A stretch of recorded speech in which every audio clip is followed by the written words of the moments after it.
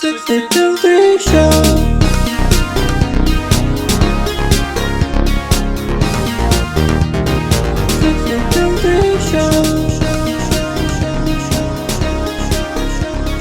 Welcome everyone to this week on the 6873 show. We are so happy to have a returning guest, T Radio. She's gonna tell us some amazing life stories and things about herself. I think it's gonna be an awesome show, so please stay tuned. Anyway, my name is Rin. The other hosts of the show, of course, are... As always, I am Rossi. And next to me, this crazy-eyed being we have. Ion, and this beautiful woman right next to me.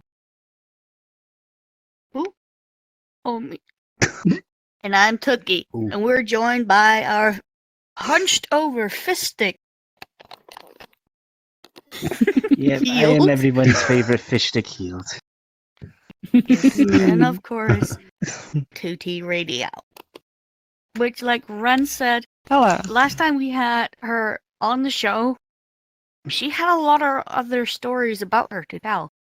And we really didn't dig deep enough into that. So, of course, it was a no-brainer she had to return to the show.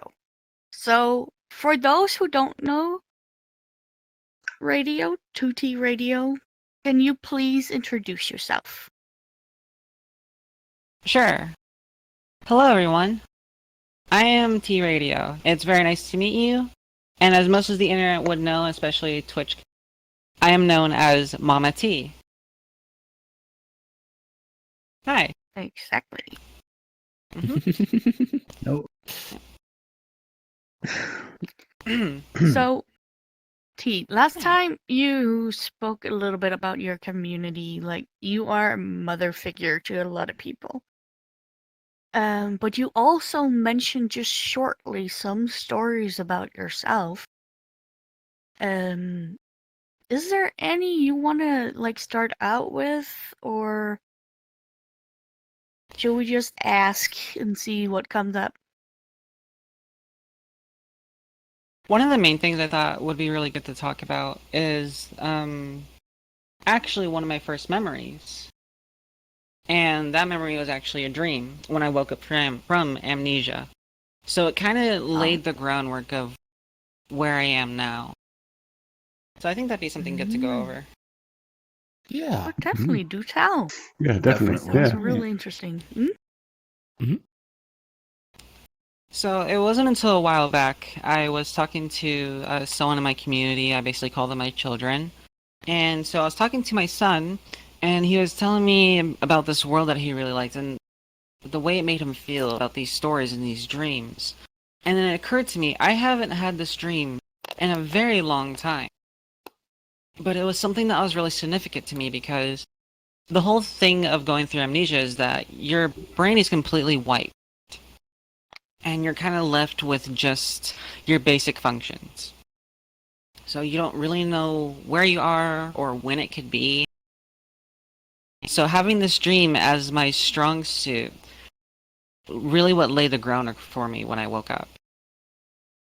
I ended up having this dream where I was in the mountains and it was really cold, and I just remember that I was a really small child. I was a small girl. And I don't know what it was about, but I was being chased and I was hurt and I was scared. And all I could hear was very angry people much further behind me.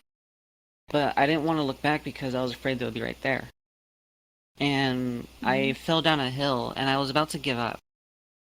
And then suddenly, as I was starting to drift off, there was a stranger who came by and he picked me up. And he put me into this wagon that he had, this cart or so. And he took me back up to his house. I don't remember much how it happened. I kept blacking in and out from it. And when I started to come to, I realized that I was in this person's house. And not to go into much of the dream itself. Progressively, I realized that I was here for a while. And I started to realize that I was in a safe area. I was in a safe place. And this person didn't want to hurt me. So I started to develop affection and trust in him. And over that time, I started to see that he actually genuinely cared about me. And so what I wanted to do from there was basically just do the best that I can to make him happy because he was doing so much for me and I was nobody. Then there was one day in the dream that suddenly the people that were looking for me found the house. They came up, they started yelling, and the man told me to stay in bed and don't come out. Stay here. And I knew he went outside, he went to go talk to them. And all that happens in my head is that I'm just scared that they're gonna somehow still come get me. Or they're gonna trick him to, like, be one of them, or take me to them. I was so terrified. And then finally, as I noticed that the light through the window started to disappear, they were gone. And he came back upstairs. And I think this was like the first time in the dream that I actually could understand what he was saying. But basically, this man who appeared really scary and big to me was like the idea of being captured and being taken away, to be hurt, to be tortured, to be just something that's just not great overall.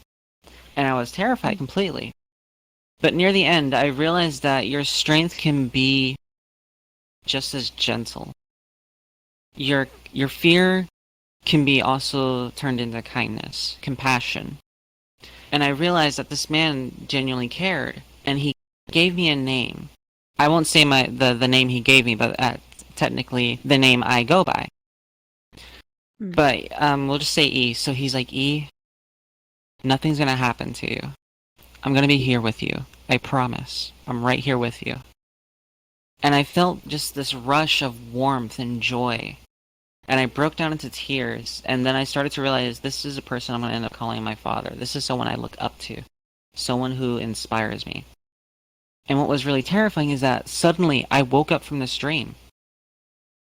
And after having amnesia, you're in a different place. For me, this was like a timeline where people still ran around with like torches for light. They didn't have flashlights. Everything was candlelit. So it was really old-fashioned, cabiny woodsman. Mhm. And then suddenly I wake up in this house that was, at the time, was my aunt and uncle's. And I was terrified because, wait, what happened? And my brain instinctively clicked into thinking, oh, these people captured me. They ended up getting me somehow. So trying to break that process down, it was a really scary thing. But I think what was fascinating, why I told this story to my son, was that I told you guys about the whole thing. I eventually want to build a tiny house community and build the capsule hotel so people can live there. And how I build this community for Mama T. And how I can inspire others and give them that compassion and affection that they need. He told me, I think what's incredible is that without realizing it, you've technically become like that man, like your father. You sought out to go from the worst of things. This man was just the embodiment of fear to you. And he's been through so much, but he has so much compassion, so much strength to be kind and gentle. And he sought out to give you peace and a home and a safe place where he's never had that.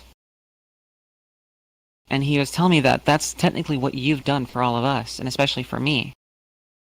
And I think that was a very beautiful thing. I cried when he told me that. No. So that really laid down the groundworks of who Mama T is. Was technically Mama T's father, E's father. Mm-hmm. And I kind of let that be my guideline. So that's pretty much the definition of who Mama T is as a person. I've been through a lot. You know most of that. And of course we'll probably go over that again in this session. But that's definitely something that's really stuck with me, is that I actually not only become an icon as a mother for my community, but an actual person, an actual mother to those who needed it. And I thought that was really amazing. That's really That's cool. like me in our community. I'm like the dad to everyone. They come with me with all their problems and all their things. And I just help All them the through kids whenever I does. can. Yeah. Mostly the kids, but I've also had people outside of our community to come to me and call me dad. I'm like, I'm too young.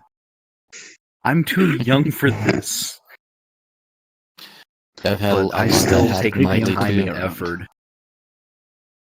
Yeah. Yeah, I'm just a creepy uncle. But I you, still you're take weirded my out if you time stand near to me, help. but I'll still fight for you. Mm-hmm.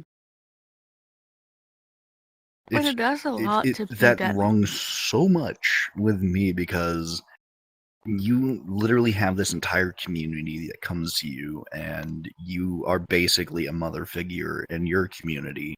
And within ours, I'm basically the dad figure. Yeah, he's the real dad here, but Yeah, he is a physical dad.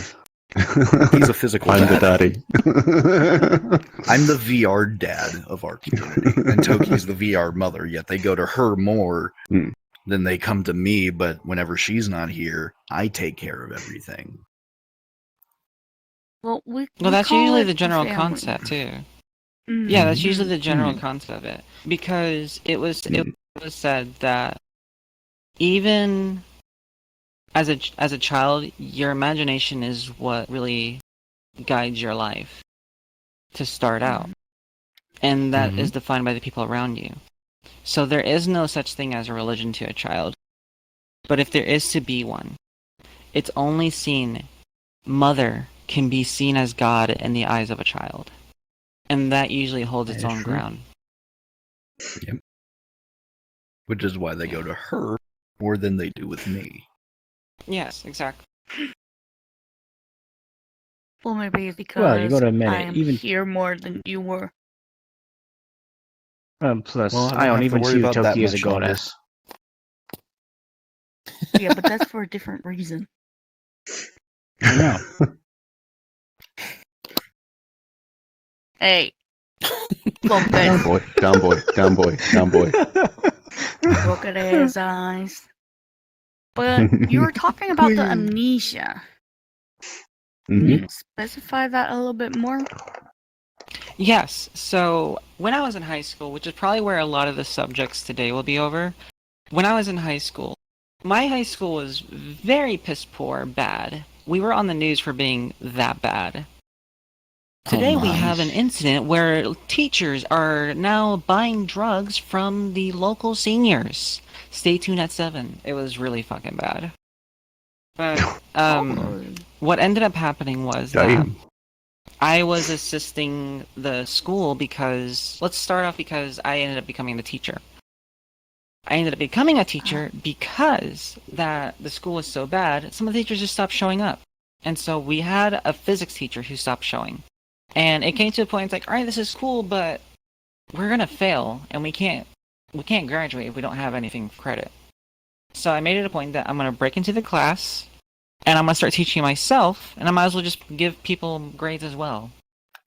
So I started to be a teacher, and I spent a lot of my time doing that, and their test scores got even better than they had in 4 years previously. So the district themselves came down to the school to see, oh, we want to see what's happening. We see some good reports here. And when the principal, who was also unaware of what was happening, walked them down to the physics class where I'm teaching, they suddenly come in and they're saying, wait, where's Mrs. Johnson?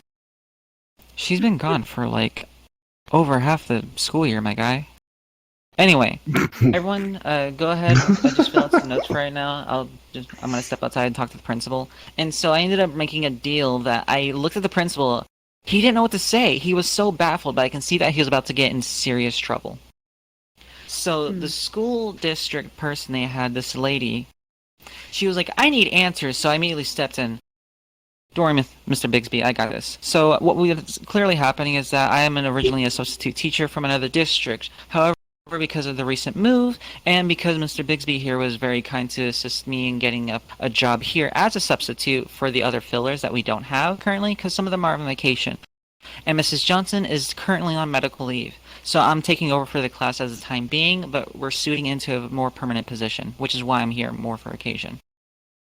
It's like, oh, okay, that's great, that's great. It was basically along the lines of that, and the principal was just dumbfounded. He's like, yeah, totally. That's yes, I did that. Yes, I'm smart. You just We're saved gonna my roll ass, with yeah. Yeah, and so it became a point where I started doing that for fun anyway. And so he was like, "You're doing really good, but we're gonna have an issue." I was like, "Yes, but at the same time, is it working?" I mean that's true. Is it working though? Don't question anything else. Is it working? Yes, then you're welcome. Now I have other ideas, so you're gonna have to listen to this because you're gonna have to deal with me for the rest of the school year. And he just took it. I was like, man, I'd be a great dominatrix because this like 40-year-old man was just eating it up. So I basically was talking to him, and then it became a point where I was so much of a smartass to the other teachers too. Our choir teacher quit, and our theater teacher got arrested. So we were losing teachers like crazy, and I took over the art department as well. So when I took over the theater arts class, I was helping a lot of the students in there. So we're setting up for a production, and one of the students, he's already graduated, but he's still there, basically an assistant to the theater technician team, or whatever it's called. So what ended up happening is to how I got the amnesia. He wanted me to come check something out real quick to make sure that we had the lighting system set up properly because there was something wrong. And I said, sure, I'll see what I can do to help. Could you show me? We go to the theater. And since everything's already cleared out, everyone's gone home, what ended up happening was that he ended up hitting me in the head. And he violated and raped me. And because of that, when I started to gain my consciousness, I realized what was going on. And trying to get out of the area, the room that I was in, there was something really low to the ground. So because I couldn't see, I tried to get up and out of the way as fast as I could. I ended up hitting my head on this like metal object. I think it was like the underside of the stairs to the lighting system. And so because of that, I was frazzled. And I was found the next morning. And because of then, I really couldn't remember much. So most of the feedback that I got from that was because we had security cameras still. So they had to pull the footage for me. But yeah, that's how I gained amnesia. I'll ask what everyone's thinking. Did they catch the bastard? Did they get him? Absolutely. Yeah, when they saw who it was, they immediately fired him. There you go. They fired him, they arrested him, and they held him for questioning. And because it was clearly obvious, I was still a minor, and he was roughly about 26 or so. So they were looking at for me to press charges. Jesus Christ. But yeah, they once they kind of figured out what was going on, I'm like, wait, why are you back here? Are you okay? And because there was blood, they're like, oh my god, this is serious. So the emergency services were called right away when I was found, and then they pulled the footage. So they found out who did it right away. Because even though that area is dark, they still have the infrared lights to basically still capture any movement for the security reasons, because we have back doors that people can break through. So they were able to capture everything. Jesus. I wonder if he's if he is that kind of predator, there's a reason for him to stick around. Mm-hmm. No. Honestly, that's probably the reason why I think the short rope. Yeah, I honestly started to think that's maybe one of the reasons why the theater arts director got fired, was because there was hearsay and rumors about him violating students.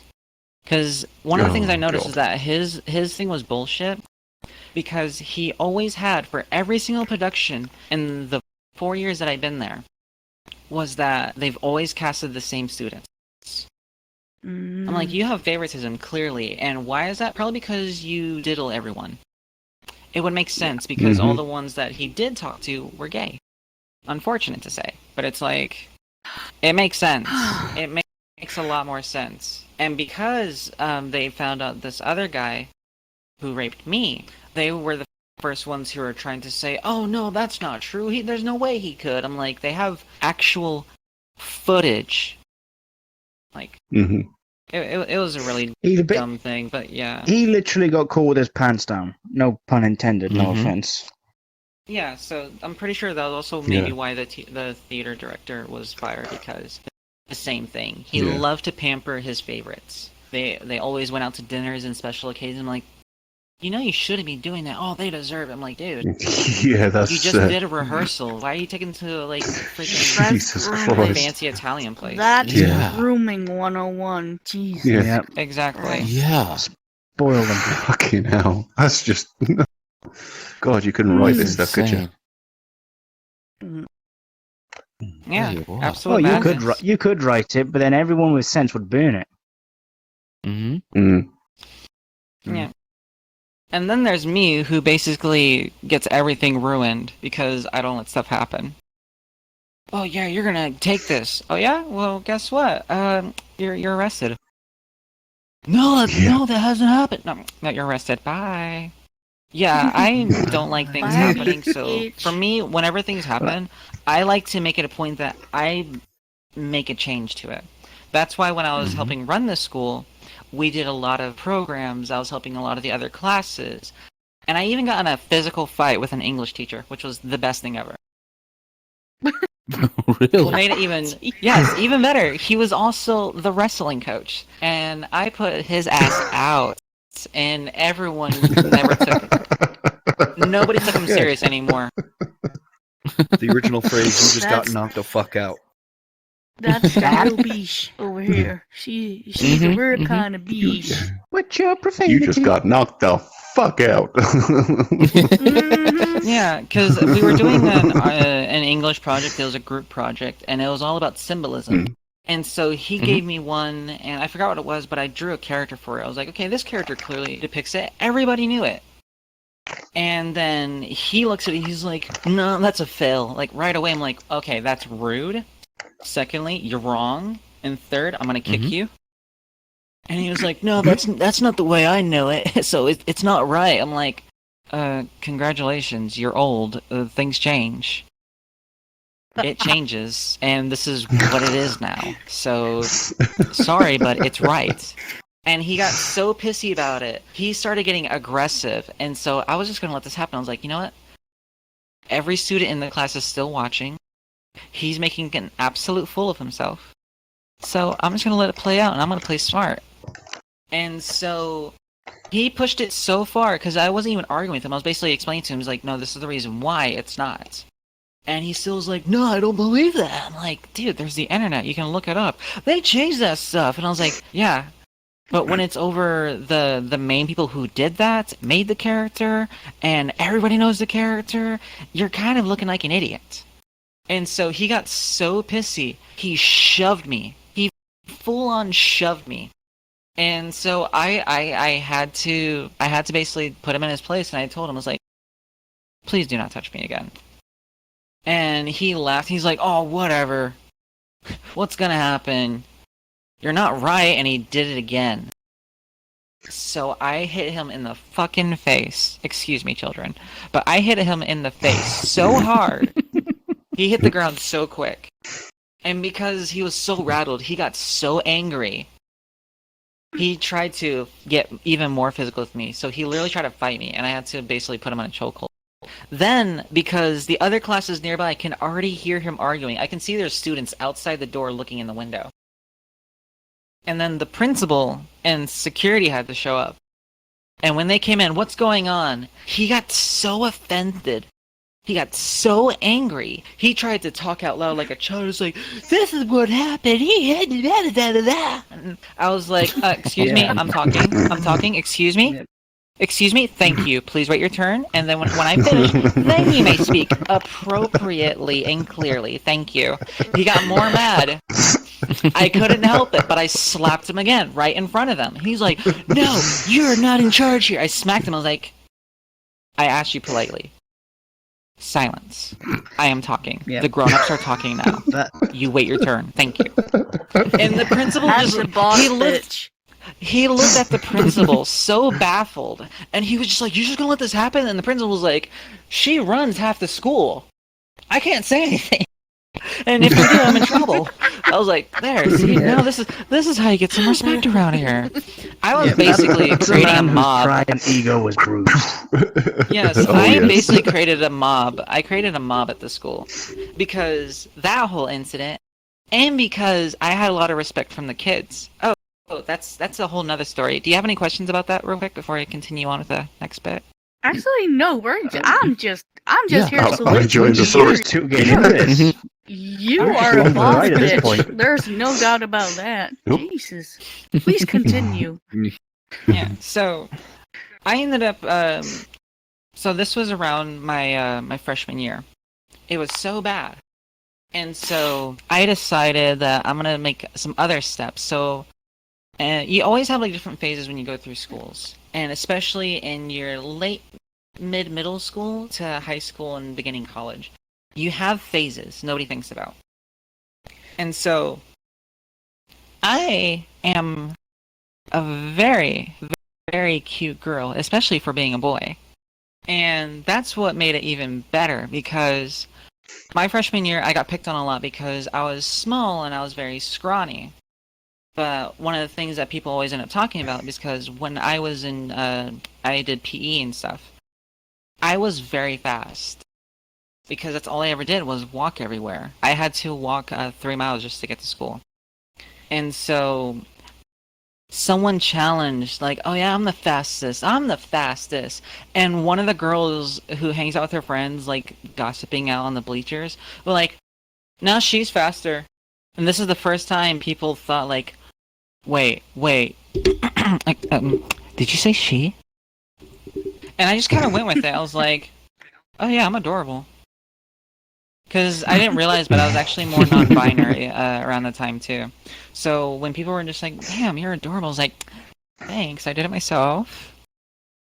But what ended up happening was because I ended up running this guy, so I immediately became friends with a lot of the sports teams. So we had the football, we had baseball, we had lacrosse, and we also had gymnastics and wrestling and swim. And I think just about everyone besides gymnastics like knew who I was. And because I was scrawny and I was a dork, like I liked reading comic books, I liked doodling and painting, and I liked listening to music. So I didn't really fit in with like, oh, you're part of the scene, emo goth kids. You're part of the engineer, weeby nerds. You're part of it. Like I had nothing. I hung out with everybody. So everybody knew me, and everyone was cool. So after a good bit, they knew me. They bullied me. But then sophomore, my second year in high school, some of the girls that I hung out with, they were like, wow, can we go ahead and put makeup on you? Because, that's one of the things that every girl loves to do with their boyfriend is like, can I put makeup on you just to see? They put makeup on me. I was like, yeah, sure. And they were so blown away, apparently. Like, oh my god, you are just gorgeous. Would you wear girl clothes? And I was like, if it fits, yeah. So I ended up looking like a really cute chick in my second year. And what made it better, a lot of the guys who bullied me were now hitting on me. And I was thinking, how do I go about this? How do I go about this? And I decided, I'm gonna play around a little bit. So a lot of them try to hit on me and they flirt, and especially one guy. One guy really started it off strong. So he consistently would pick on me.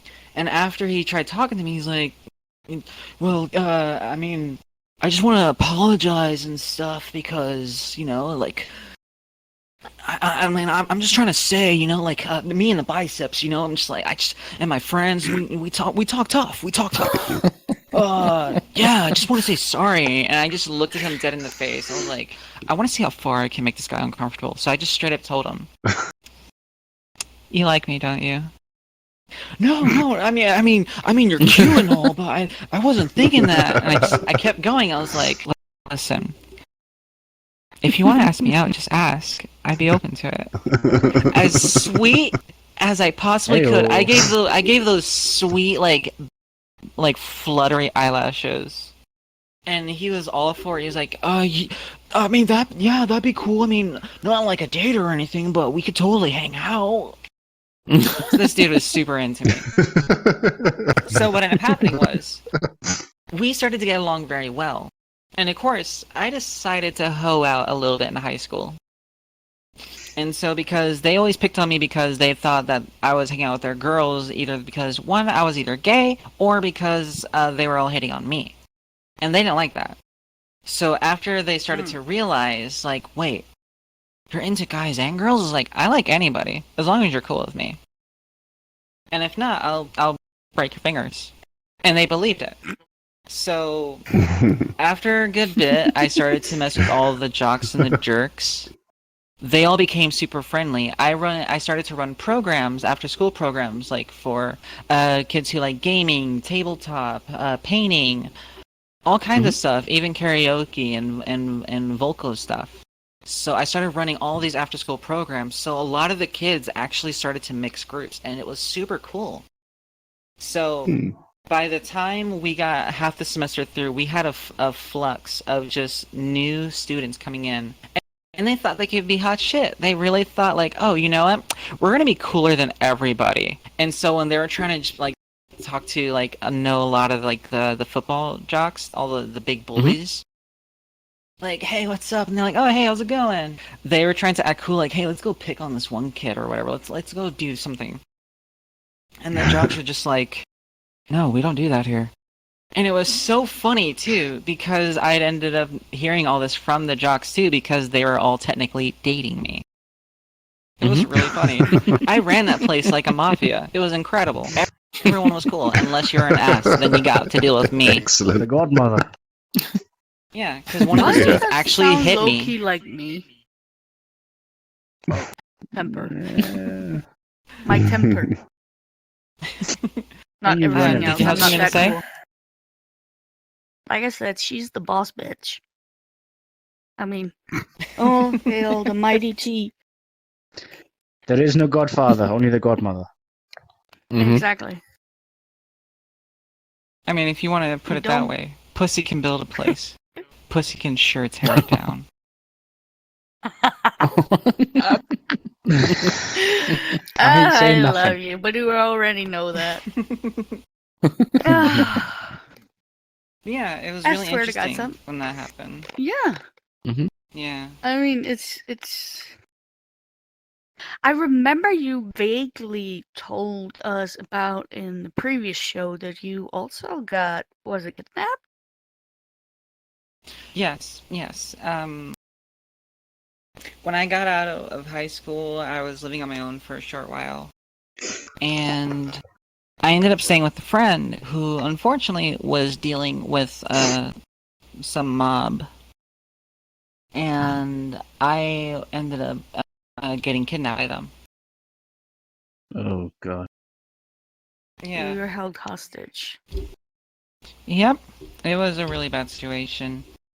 And I literally just had to survive as best as I could, so it was really just a matter of luck being able to land where I did. They ended up having a lot of people that they had before because they did human trafficking. And because I was in that group, basically it was only that one of the people who would come see me all the time, that was part of the mob, eventually decided that he was going to keep me. So I ended up becoming a mob wife, actually.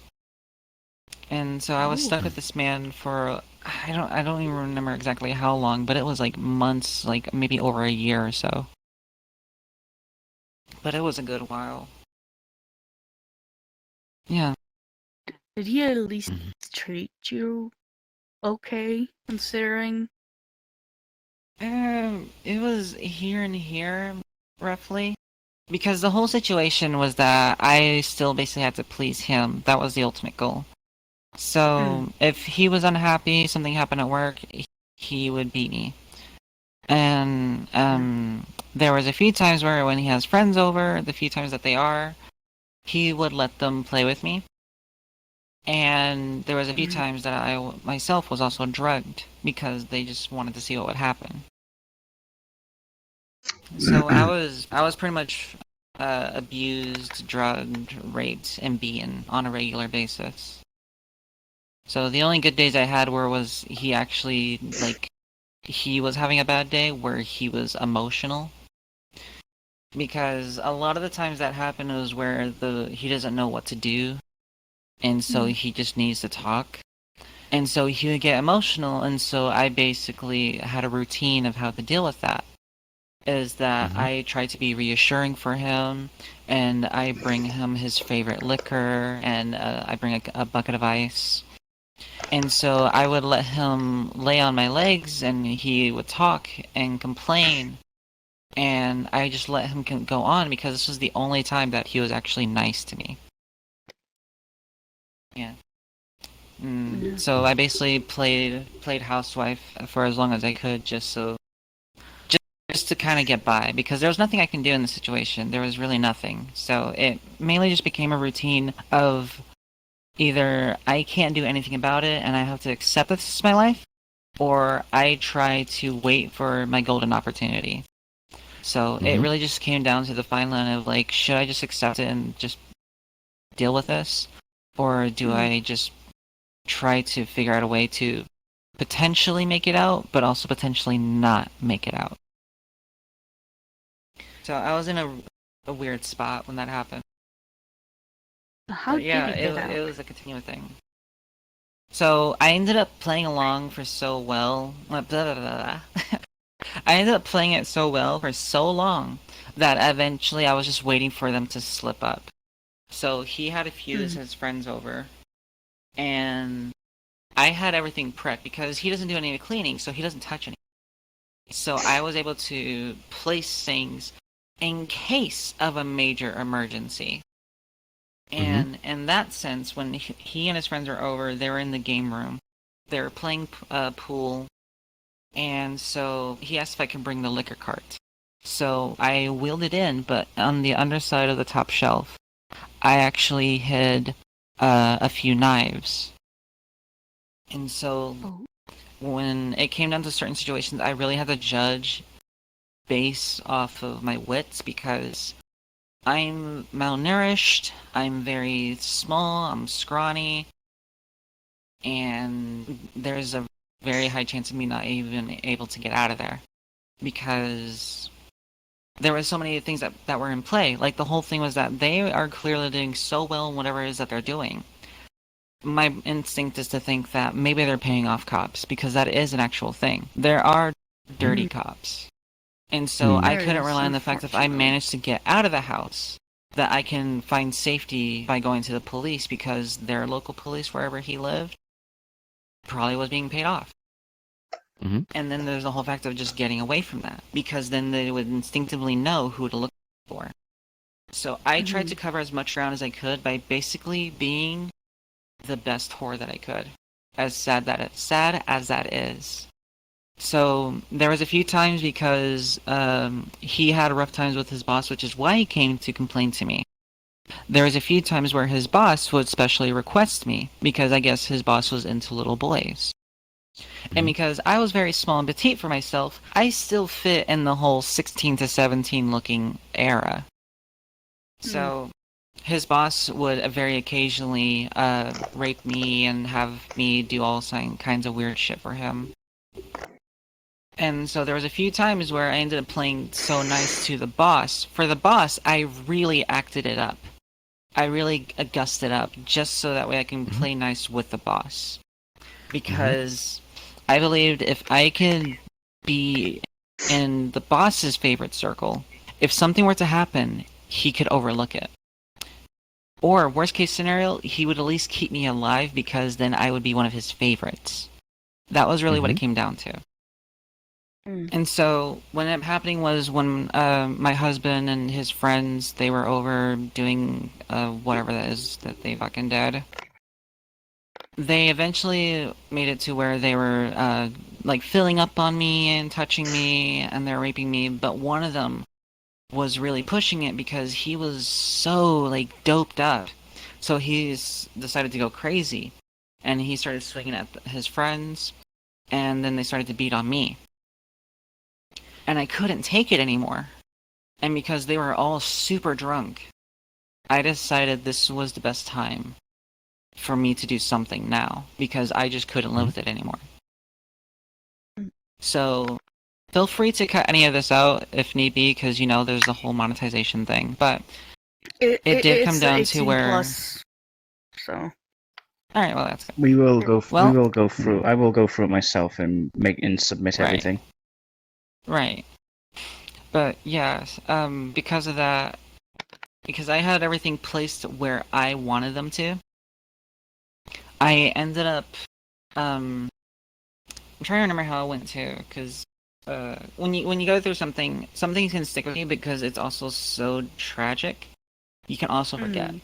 So give me a hot second. It's what ended up happening was that I was on the pool table while they were filling up on me, and they had one of their bottles of liquor on the table,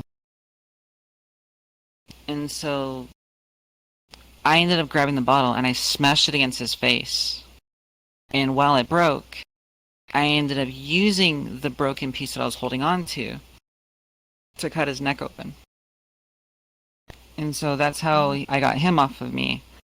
But I knew I couldn't just sit here and wait to see what happened. So his other friends clearly heard the bottle smash, but they didn't hear a response. So they, two of them ran back into the room. And so I hid underneath the pool table. And so when they were looking, I cut one of them behind the knees, and then I had the knife also stashed under the liquor cart that was nearby. So I pulled the knife and I stabbed one of them through the crotch. And so I had them both immobilized. And so while the one in the crotch was basically bleeding out in pain, because I also cut the other one behind the knee. I think it's the sciatic nerve or something like that, but it's one of the most painful nerves that you have in your leg. Yeah. So I cut that, so he was in a lot of pain, and he was on the floor. Then I managed to wait for the other guy that came rushing in through the door. I jumped up on his back, and I choked him to death and snapped his neck. And so then there was just my husband.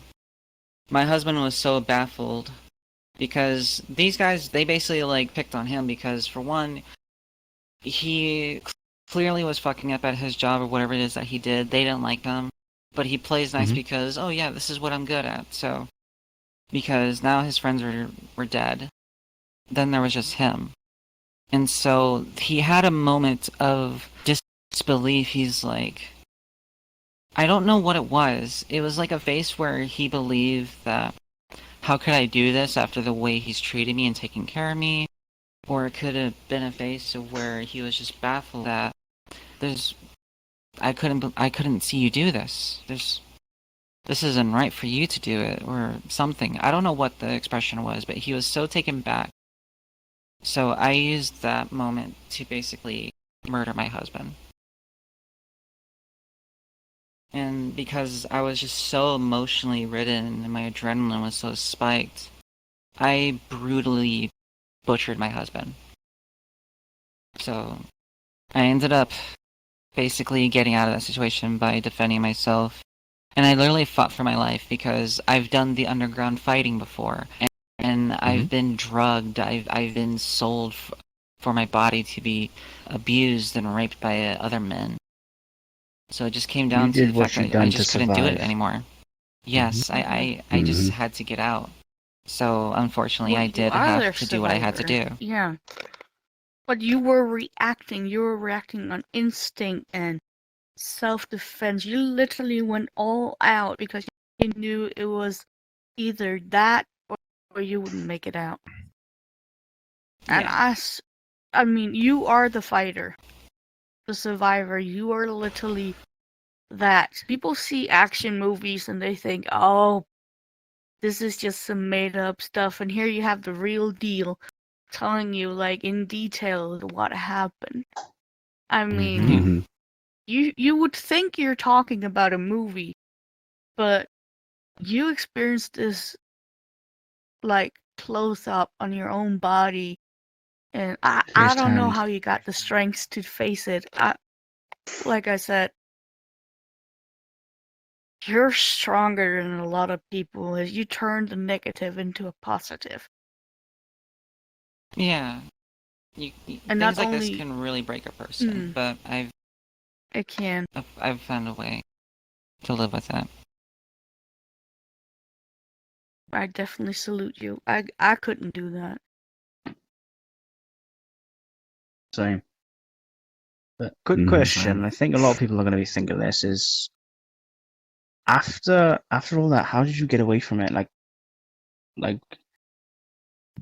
how did you get away from the house where they were all literally just laying there, just dead? And how did you get away from all that? Because I take care of the house and there was a lot of windows, I basically tried my best to figure out where is the best way for me to get out. Because before I planned to do anything to get out, it was more so I have to be sure I can actually get out. So I already knew the way to get out of the estate that he had. And so he had this side area of his house where it had more tree grows or whatever they were. But he had like his own little like river that ran through it because he wanted one to go through his front yard for some reason. So because of where that was, it was basically into the sewage line. So I ended up escaping through the tunnels and the sewage. So Was it ever discovered? I don't know. I never try to look back into it because there's so many ways to go about it. Even if they did pay off cops to basically stay away from this thing, those things can't be avoided. So either they had someone professional to clean it up and take care of the whole situation. But the whole thing is that when you have a business that's that heavy and it goes that bad and that south, then ultimately you can't do a lot yourself to get something else taken care of. Because then they look at that, it's like, well, what about your thing? You want us to investigate this stuff, but your stuff's pretty sketchy too. Because then whatever you're trying to cover up, they can look at your stuff too. Yeah, they're trying to do the whole hush hush kind of thing. I can imagine like the cops and such are like, we ain't want to blow this up and out of proportion. So. Yeah, because even when it comes down to that one, because so many were involved, I don't know if they were actually paid off cops, but that was my assumption because I didn't want to risk it. Like, I show up like, oh, I was kidnapped and taken by these people, and like, okay, just stay here in the office with us, and then they call one of their buddies, and it turns out to be some of the people from the mob. So I didn't want to risk it because I had no idea what to think in this situation, so I only thought of worst case scenario. So I literally got out through the sewage, and I never looked back. Because I basically went homeless for like almost over a year just to get away from there. And I kept walking as far as I could. So I didn't even know where the hell I ended up. I mean, you're escaping, you're fleeing everything, leaving all that behind you. Yeah. You're in that zone still. I can imagine the adrenaline and everything. So you just need to get away. It's that whole fight and flight situation. Yeah, you're basically just survival mode. You know, you don't really think you're just survival mode. Yeah. So I know I've been blabbling a lot with T, and I hope I haven't done that over anyone. So if y'all have any questions, please. I'm just finding the whole story fascinating and stuff. I mean, this would, like you say, this would be like a #1 selling movie. You know, if you could actually take her life story, write it into a script, that would be an amazing story. Because literally, I've seen movies that didn't have as much as this does in real life. Yeah. At least they get in contact with Netflix. Yes, Netflix. Netflix movie of the week. No. At least with Netflix, you'll get paid. That's true. That's true. They probably call it something dumb like the story of the teacup. Like, no. Yes. It can be as bad as Yellowstone. And they're gonna wonder why it's PG-13. Story of the teacup. What? Oh, that sounds nice. I want to take a look. Like 2 hours later, I'm not okay. Especially if they Google the wrong name and they type in two girls, one cup. Yes. Oh my I gosh. swear to God. Really, Stop. Rossi? Stop. Go back to doing laundry. Stop. Ay, right. Yes, I went there. Mhm. This is our Rossi. Sure did. The really sad thing, though, now that I think about it, is that the thing that wasn't the worst about being in that situation was the rape. That was not the worst thing. Because Mhm. I've been molested and raped as a child and even as a teen for a very long time, so it wasn't new to me. But the crazy abuse, that was the crazy thing for me. They're just like, okay, we'll do this, and then I was just so responsive to it. But when it came to like being drugged or beaten, that's when they got like the satisfaction of, oh, you're resisting. I need something back, because it's not where they look for a central thing. Literally, people who go into that go for the disgusting stuff. And so Mhm. Yeah. that whole scenario, it only occurs to me now that was the only thing that was not strange to me. I was like, man, that's really messed up. In a sense, yeah. It goes dark Mm. really quickly. Yeah, Um, yeah. like I said, I'm still amazed that you're sitting here today and Yeah. done so Well- much with your life that you are actually here. Your support to other people, a mother figure, and Mhm. I mean, can The I thing get is, the too, is recipe on when- how you do that? Well, Is there a first you cheat start with a code? cup of sheer determination.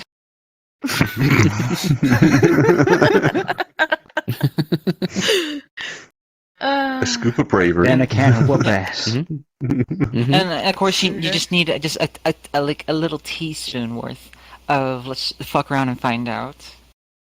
Ah, That'll do it. honey, can I fuck around and find out?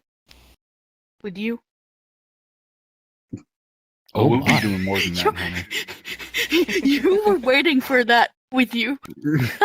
I could sense that.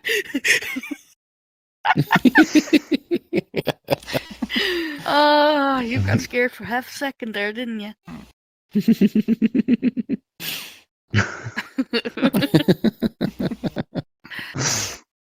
But yeah, But- that was. There's a lot that goes on. Yeah. There was a lot that goes on, especially after that, because I started getting back into the whole dating thing. Have I told you guys about where I ended up getting a like revenge relationship with this girl's Mm-mm. dad? Did I ever tell you that story? I don't I think Don't think so. you have, no. Mm-mm. No. Mm-mm. Dish, dish, Please dish. do tell. Actually, spill the Yes. tea. Oh, absolutely. Let me just pour you a cup right here. So, I ended up dating this really nice girl. She was super good with her education. She was really clean, very innocent girl. And so I was spending a lot of time with her, and we really clicked, and we had a cute little romance story too, because me and her met, like, I want to say maybe 8 years previously when we were, like, younger teens. Mhm. And so we thought that was, like, really crazy, like, whoa. And then it was like, we found each other kind of moment. It was like a cute thing. Mhm.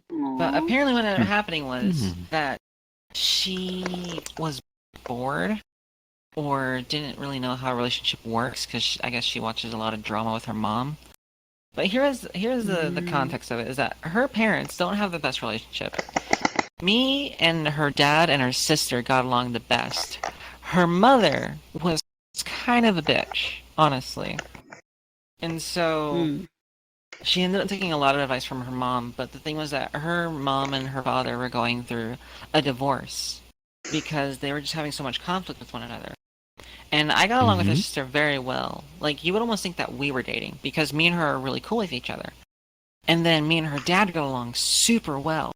We were like best buds. Yeah. He was really into video games and I was really into just like hearing about it.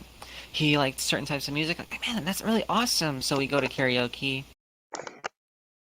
But then there came a point where she ended up she was telling me how, you know what, I think I'd be willing to lose my virginity to you. And I thought that was a really sweet thing because, like, it's a very precious thing. It's a precious moment. Mm. And so as we Yeah. talked about it, I even told her, I was like, you know what, I'm gonna plan something special then. We'll go on a very special date. I'll take you to the movies. We'll have a nice dinner. We can probably go walk through the art district. And I'll rent out a nice hotel for us to go and we can have that experience together. And it was really nice thinking until one day she and her sister and her mom, they went to the mall or something. And I guess she didn't think about it, but she told me this story, which was even more dumb. She saw a guy, and she was like, "Oh, there's that. He's pretty cute." And her started doing that gossip thing, like, "Oh yeah, he's kind of charming." And then their mom decided, "Hey, you should go talk to that guy, spice it up, live a little." And she was like, "But mom, I'm dating someone. So what? Have fun." So she went to go talk to the guy, and she tried to play it to like the. It's kind of like going to the bar with your wife, but you have her sit across the bar to pretend like guys hit on her, and so she makes you look good, like, oh, that's the guy I want to talk to. But all she did was put her ring in her pocket. She kind of was doing the same thing. She talked to this guy at the mall, and he was like really into her. He was flirting and stuff. I was like, okay, okay. And then it finally came to a point where she was like, oh, well, actually, I'm dating someone. And he's a fucking Chad. What an absolute trooper. He just straight up said, oh, I didn't know. Well, my bad, honestly. My mistake. Sorry. And he was super cool. And then he started to hit on the sister. And that's what pissed her off. And so she told me this story. It's like, okay, I don't see. This is not something you tell the person you're dating. And then she's going on, and it's just like, I really wanted this guy to like make a move on me. I'm just like, so you're telling me that you were wanting to cheat on me was the thing. And she's like, no, that's not the point. See, my mom is like, it doesn't matter what your mom said. You're dumb enough if you have to listen to your mother to tell you, hey, go have sex with that guy in the bathroom stall. Live it up a little. That's not how this works. So we broke it off, mostly I. But because we broke up, I ended up finding out through her sister and her father that after we broke up, about 3 months later, she hooked up with some random guys at a bar. Hooked up with random guys at a bar. So she started to sleep around. She started doing hardcore drugs when she was super against them. She did all kinds of stuff. She did nasty stuff. And I'm talking nasty. Not like, ooh, that's nasty. More like, oh, that's nasty. Porno triple X nasty. Yeah, it was like the bad one. Basically, yes. Basically, yes. So she ended up going to the hospital because she got diseases and stuff. Her face was all messed up. She was doing hardcore drugs. She was doing heroin. And so me and her sister started talking because she didn't have her sister anymore. Her sister was basically a nutcase. So she ended up finding out that I was talking to her sister, and she's like, you shouldn't be messaging my family. I'm like, your family is talking to me. They shouldn't. Well, at this point they should, because they are very concerned. Because I don't know what I did to push you to this limit, because I'm going to be honest, you're kind of gross. You're gross now. And so she basically tried to ignore me. Her dad ended up reaching out to me. He's like, you know, I haven't had anybody really to hang out with because the new guys, I don't know. I say guys, I don't know if that makes you uncomfortable. He's like, no, I understand the whole situation. I'm okay. You can go ahead. Well, okay, so I don't really like any of these guys that she's bringing around. I know she's sleeping with them. It's like, there's not much I can do because now she's an adult now. I'm just like, I don't know what to do as a father. It's weird. I'm like, I can understand how that feels. And so eventually me and him kept talking. So we were just like, hey, we're still really cool talking to each other. You want to go get a drink somewhere? Let's go hang out again. I like talking to you. You actually made my days better when you were here. I was like, yeah, sure, that'd be awesome. Aww. And around this time, because we broke up, I got back into the whole modeling thing. And so we both had new things to talk about. He just divorced his wife. They're still living together, but they finally divorced, and so he feels a lot less pressure. He got a new job. He's no longer in the hospital because of his leg, so he's been feeling great. And I was talking about how I was moving on. I got into talking to people more, and I also started to do a little bit of modeling and started to figure out to do like photo shoots for people. And we were getting along really good. We're having a great time. We're playing pool. We're hanging out at the bar, just chatting away. And then eventually, I think because we hung out so much, but because I was really girled up, Mm-hmm. the dad was kind of digging me now. So Oh, we had dear. some people that were Oh, playing dear, pool with dear. us. We were talking with some other guys that were playing pool, and they were bringing it up like, man, you got a cute girl with you. And so I guess at first he was trying to play. It's like, yeah, this is my kid. Because it was like I wish you were my kid because you're actually cool. You do things that I like. You're actually making something of your life and not doing hardcore heroin. So, yeah. Yeah, so he was like, yeah, this is my girl. But because he said it that way, they were like, damn, how'd you get so lucky? I bet that ass is tight. And I tried so hard not to choke on my beer. I tried so hard not to choke on my beer. And I think it finally hit for him. I think it finally hit for him too. Was that like, damn. Damn! Am I into this? And I looked at him and was like, Why have my trousers I been so can tell. tight? Yeah, he's like, I can see that he got into the whole thing because he started to look at me a different way now, and I was like, I can notice it. And maybe it was because he was a little drunk, but he tried playing up with it, and we were like, yeah, we'll go with that. And it's like, yeah, and I started talking to the guy. I was like, oh, well, it was easy, He was really cool. He was into the same music I liked, and so I let him rail me. And then he choked on his beer. And so we made that a little thing. And that same night, I decided to go hang out with him. And we did have a little bit of foreplay fun. So we made out. And by the next day, we didn't speak about it. We didn't speak about it. And so we decided, hey, hope you're doing okay. I was like, yeah, I'm doing good. I hope everything's good with you. And I guess I could tell he's feeling a little awkward because he was being very distant. And so we decided we're gonna hang out again. He's like, hey, we got some of our friends hanging out at the bar. You want to come? I was like, yeah, sure, I'm down. And I didn't want to bring it up because maybe he was too drunk to remember it, so I didn't want to embarrass him if that was something he wasn't ready to hear. And so I can tell that he started to act a little bit more drunk because he got drunk faster. And I was like, I can clearly see what he's doing. I'm gonna roll with it to pretend I'm a little tipsy to be a little flirtatious. And so eventually it just came to the point like we started to understand, okay, we're both making this a gag, but I'm cool with it. I don't know if you're cool with it, but I'm cool with it. And he was like, I'm not opposed to it. I'm not opposed to it. I could do this. I could do it's weird. It's weird for me, but I could do this. And so I started dating him for a short while. And what made it even better, his daughter knew about it. The one I was so cool with, the sister. She was so down with it. She was like, oh my god, I can have a sister and a mom. That is so wild. And I was like, you know what? Okay. I am okay. Yeah, sure. We'll do that. Yeah, let's go with that. Make sister wives give a whole new ring to it.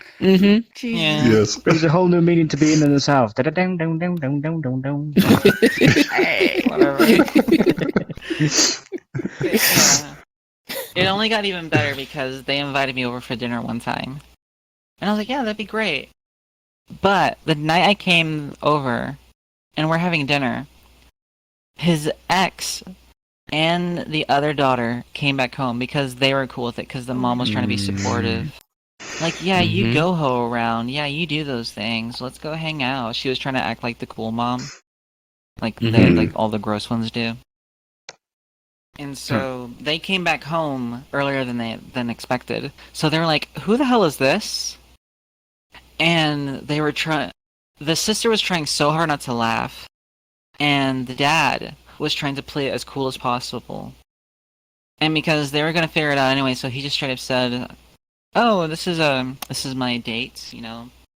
And like, really, just bring her in. Like, we've been seeing each other for a good while now, because that was true. We've been hanging out at the bar for like months.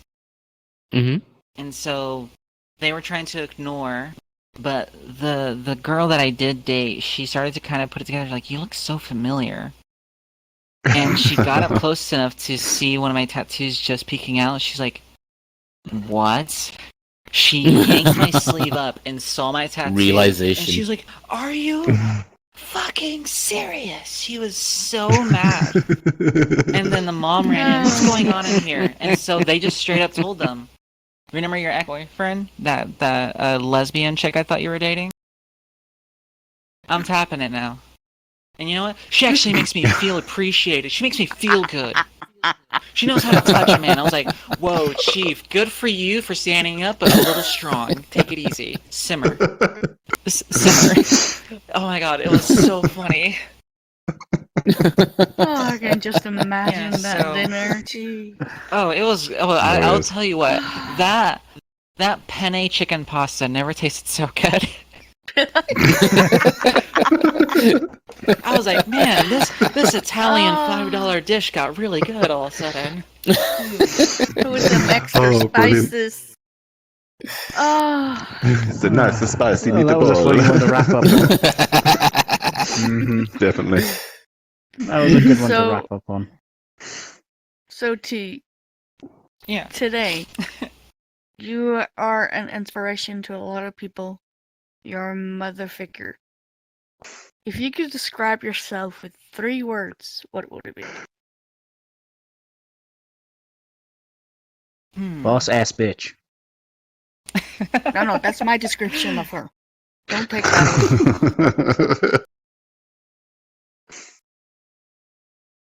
I wouldn't really know 3 words to put it in. Well, I would or probably. just Mother effing queen. one. Get up. Committed. I would say willing. Well, If there was something to define me, I would think it would have to be the will.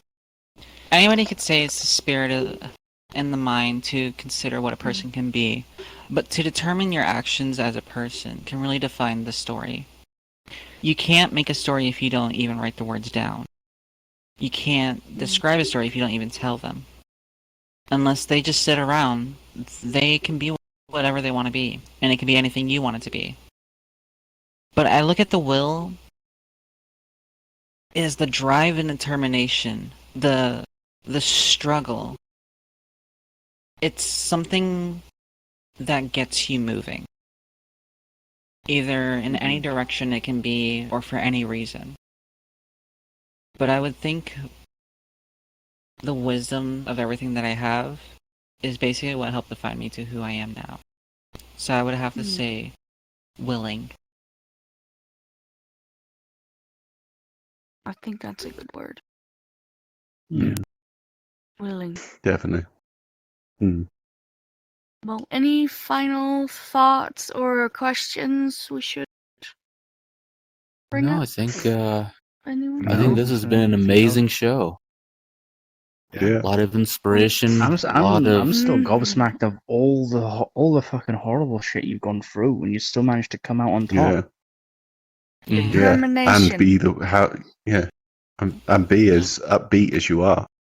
Yes, Yeah. exactly. Yeah. Mm. Because we talked about it in the last show, but we never went into detail about it. Exactly. So, Mhm. yeah. No. Yeah. Yes. Yeah, because it could always seem like, even like last time, where it was like, it's a really sad story. Whereas in this one, you see, even though it was a terrible place for me, I basically did very horrible and disgusting things as well to be able to get away from it. So it kind of brings a different perspective light onto it, I think, with this episode. Yeah, you definitely. took what you had experienced and you make it into something better Yeah. than where Mhm. it originated from. You took a Yes. I would negative say and turned it into more of a positive than an outcome. exactly. Yeah. Yeah, and I think that's why I'm excited to move on with my life because, like, again, that dream that I told you about, that was my first memory, Mm. waking up from amnesia. So Yeah. that really defined the groundwork of who I wanted to be because now I want to be able to Definitely. make people happy and give them an actual safe place. And that's why I'm so adamant on building these homes for people because I can give something that man I aspire to be like gave me. Compassion, strength, Mm. the will to go on, and a place to call home. Mhm. And I think that's my biggest goal right now is to be able to do that. Definitely. I think that's a beautiful thought and Definitely. a good Yeah. end to this episode. QT Radio, thank you so much for joining us. I think Yes, it's been a thank you. very inspirational and really, really massive show this time. I mean, Mm-hmm. Mm. like you said, you're still like wrapping your head around the story. So am I. Yeah. But Yeah. thank you so much for joining us. We really appreciate you telling your story and sharing it with us. Yeah, thank you so much for sharing. Mm. Yeah, thank you. Yeah, we appreciate the Yeah. courage you showed to Yeah. tell it to us and our audience. Mm. Mhm, Mm-hmm. exactly. Yeah, of course. Yeah, thank you for having me. No, I look at this definitely. as not just an opportunity for you guys to look at something, but it kind of started to give me the opportunity to be able to open up honestly to myself. Mm. Because you look at these things and they're so heavy to reflect on, but you can't live with something that heavy on your own as of, Mm. oh, this is really bad. It's more so when I opened up about it, it gave me the chance to be honest with myself. Like, you know what? You've come really Mm. far. You don't see that progress Exactly. on your own, but eventually you get there and you start looking back like, wow, this is quite the journey. So I want to thank you guys for letting me be here. So thank you. Oh, Oh, you're most welcome. yeah, definitely. So if you Yeah. guys want to get in contact with T, we are sharing it's Twitch, right? That you were on? Yes, And I other kinds I of have ways. Twitch. Yes. Mhm. We'll leave a link in the description below. And thank you guys so much for watching our show. We definitely enjoy making it for you guys. And I don't know, does anybody want to take us out? Who's first? Well, I just I wanted mean, to I could do it my mention one way. of. Yes, T, go ahead, take us out.